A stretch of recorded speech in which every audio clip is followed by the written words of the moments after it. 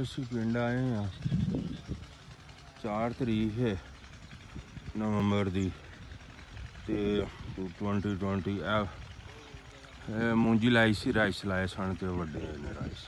ਆ ਬੱਕਰੀਆਂ ਵੀ ਸਾਡੀਆਂ ਨੇ ਫਿਰਦੀਆਂ ਪਈਆਂ ਇੱਥੇ, ਬੱਕਰੀਆਂ ਵੇਲਾ ਮਾਰ ਲੰਗਰ ਚੜਦਾ ਪਿਆ। ਉਹ ਚਾਹੁੰਦੇ ਨੇ ਮੂੰਜੀ ਇਕੱਠੀ ਕਰਦੇ ਪਏ ਨੇ। ਆ ਪੁਰਾਣਾ ਕਮਰਾ ਹੈ, ਇਹਦਾ ਪੁਰਾਣਾ ਯਾਦਗਾਰ ਹੁੰਦਾ ਸੀ।